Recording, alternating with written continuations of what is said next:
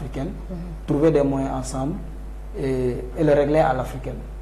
Donc une solidarité africaine et miser toujours sur les gestes barrières en tentant d'avoir des solutions durables de la part de nos experts. Et là, par rapport au dernier point, nous allons parler de l'actualité congolaise. On a vu ce qui s'est passé en Inde par rapport aux jeunes étudiants qui a été brutalisé sous prétexte qu'on l'avait gardé en vue avec des drogues, comme on a dit, et qui a par la suite perdu la vue. Et qu'on a vu le peuple congolais se rebeller pour montrer son indignation par rapport à cette perte de vue humaine.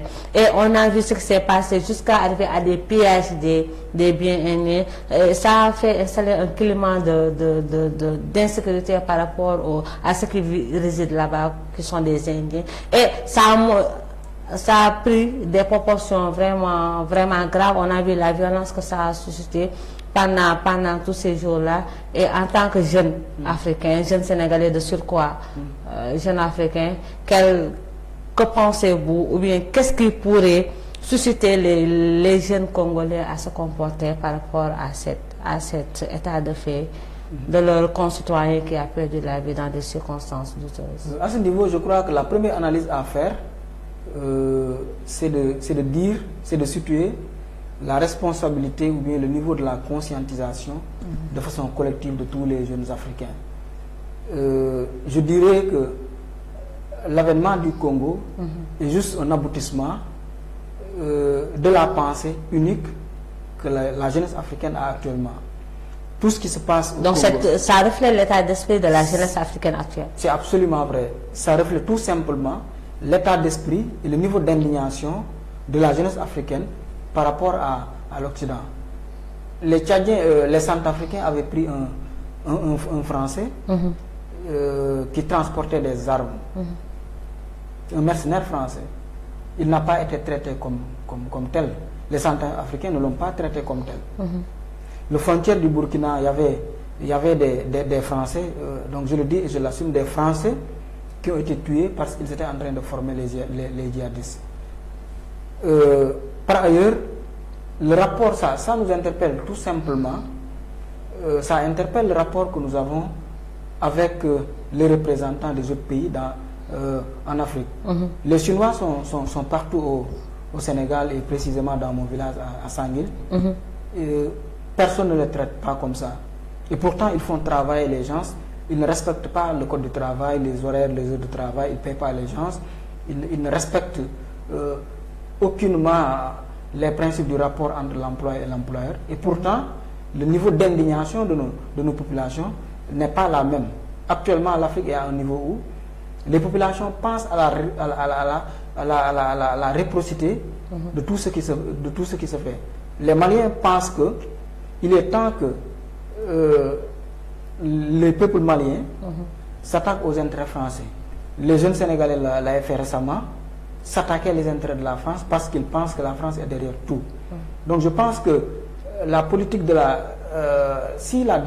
tout ça, ça nous renvoie à l'échec de la diplomatie africaine. Si l'Afrique n'est pas un bon diplomate, si l'Afrique n'a pas épousé un modèle diplomatique qui lui est propre pour l'imposer au niveau international et avoir un leadership extrêmement important pour prendre en charge certaines situations, donc ces populations ne seront pas respectées. Personne n'ose supposer qu'un citoyen africain puisse être agressé en Afrique. Tous les médias en parlent. Supposer qu'un citoyen français soit attaqué au Sénégal, tous les gens en parlent. Je vous ai dit l'exemple du mercenaire qui a été pris, la main dans le sac, mais la réponse n'a pas été la même. Donc tant que notre diplomatie continuera à être faible, tant que nos élites continueront à être faibles, tant que nos élites continueront à être complexes autant devant les institutions que devant leur homologue président. Donc le rapport de citoyens de notre pays, c'est juste une manière un rapport de domination. Quand l'Inde, dominé et dominant, quand l'entrepreneur indien est privilégié au Sénégal ou bien au Congo, le citoyen indien pense qu'il doit être privilégié au détriment du citoyen congolais. Donc si je comprends bien, c'est la faillite de nos autorités. Ça veut dire que si nos États ont failli pour instaurer une diplomatie de telle sorte qu'ils soient respectés et que leurs concitoyens soient respectés partout où ils se trouvent dans le monde, on peut toujours s'attendre à de telles situations. Mais est-ce une raison que, oui, la jeunesse africaine est vraiment arrivée à un niveau où elle ne peut plus tolérer certains comportements vis-à-vis d'eux et qu'il y a un ras-le-bol général qui est là? Est-ce que cela aussi est une raison pour verser dans la violence comme on le voit souvent? Est-ce que nous ne pouvons pas, nous, en tant que jeunes africains, dire ok, on nous considère comme ça, on nous mange comme ça, mais nous, on va leur montrer que nous avons de la maturité, nous avons de la grandeur. On peut s'indigner, on peut manifester sans violence. Je pense que la violence, personne ne le cautionne, mais elle est toujours les conséquences de plusieurs choses. Les conséquences, la première conséquence, je vous le dis, c'est la faiblesse de la diplomatie africaine. Lorsque Paul Kagame avait constaté que les Chinois étaient en train d'esclavagiser leurs travailleurs en leur mettant dans des conditions extrêmement difficiles, il les a retournés dans leur pays. Donc, pensez-vous que si un autre Chinois vient au Rwanda, est-ce qu'il penserait faire la même chose que l'autre faisait? Non. Non, je pense que non. Donc, si nos États ne font pas ce qu'ils doivent faire, les populations tenteront par tous les moyens de le faire pour eux-mêmes. D'autant plus que c'est ce qui est en train d'être fait. La diplomatie institutionnelle a complètement échoué et les populations pensent faire un recours à la diplomatie populaire pour se révolter et se prendre en charge pour régler leurs dissensions entre d'autres nationaux ou bien d'autres multinationales dans leurs pays respectifs. On ne le souhaite pas, mais tant que nous ne trouverons pas une solution à la diplomatie africaine, donc nous arriverons toujours à cette déchéance diplomatique qui fera de telle sorte que nos citoyens ne seront pas respectés. Donc, que le président fasse de telle sorte que tous les autres pays présents du monde le respectent.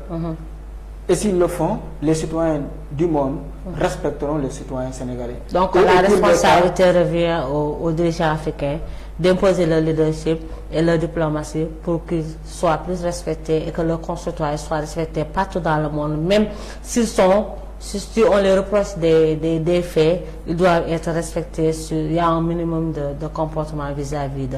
Maintenant, malheureusement, nous sommes arrivés à la fin de notre émission. Ce Samba Loum, on recevait aujourd'hui Samba Loum, entrepreneur, en même temps membre de la cellule de communication de Yanama. Samba, que je vous laisse dire au revoir et laisser votre dernier mot ou bien faire passer votre message à la jeunesse africaine de manière générale. Mon dernier message, je le situe à 3 niveaux.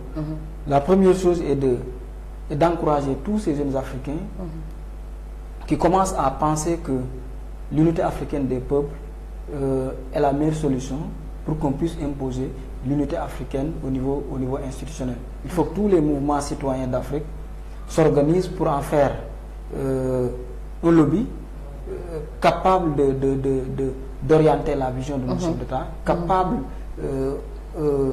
d'être une force de proposition pour changer les choses ensemble. La deuxième chose est de vous remercier par rapport à cette invitation. C'est un honneur pour moi d'être le premier invité dans ce numéro.